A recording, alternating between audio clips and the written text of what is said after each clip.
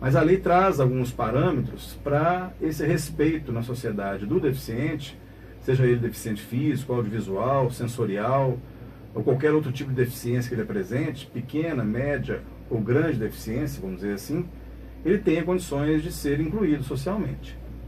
Agora são 5h17 no horário de verão e nós estamos conversando com o nosso amigo Fabiano Leitoguinho, servidor da Justiça Federal. Ô Fabiano, existe a lei de inclusão nas escolas. Como é que ela funciona? Ela está sendo cumprida? É um grande desafio até hoje essa lei ser cumprida. E ela veio a ser traduzida nesse estatuto do ano passado. Ele trouxe mais ferramentas, vamos dizer assim, para os deficientes e para as escolas, para as instituições educacionais utilizarem a possibilidade de inclusão dos deficientes no seu currículo escolar, dentro do seu quadro de servidores, as pessoas também terem condições de trazer o deficiente como aluno. E também nós temos empresas, né, que têm que suportar esse ônus, porque é uma determinação legal de ter a obrigação de contratar as pessoas deficientes. Não é o ônus de ter o deficiente, mas é o ônus social de incluí-las dentro do seu quadro de servidores.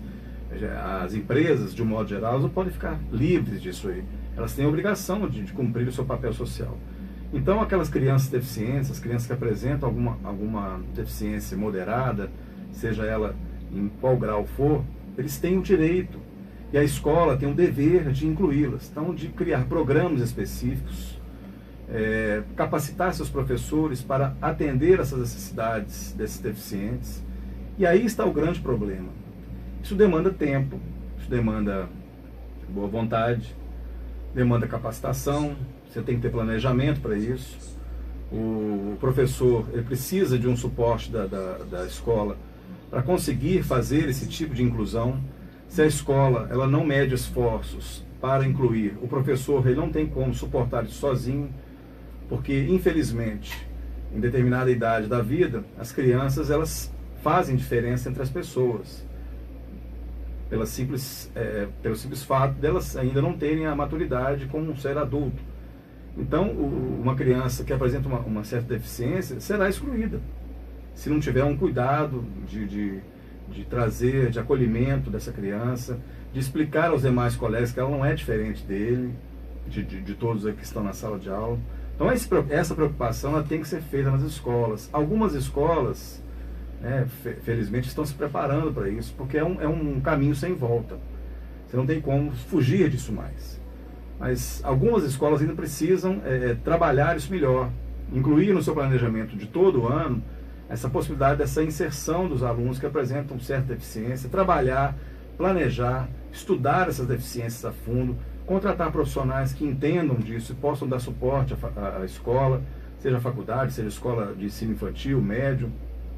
Todas essas instituições precisam de se preparar. Essa preparação ela exige investimento, ela exige capacitação, ela exige principalmente o desejo de querer ajudar, de poder inserir aquela pessoa que é igual, não é diferente, mas que precisa de um tratamento diferenciado na medida que ela tem essa diferença, para que ela possa se sentir querida. E os pais precisam desse apoio da escola. Existe também a lei que obriga empresas com mais de 100 funcionários ocupar de 2% a 5% das vagas com deficientes. Como é que funciona essa lei? E qualquer deficiente tem esse direito?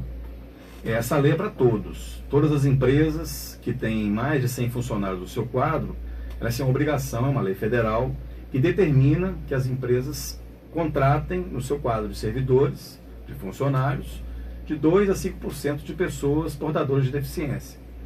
Só que essa lei, agora ela tem que ser complementada com esse estatuto da pessoa portadora de deficiência.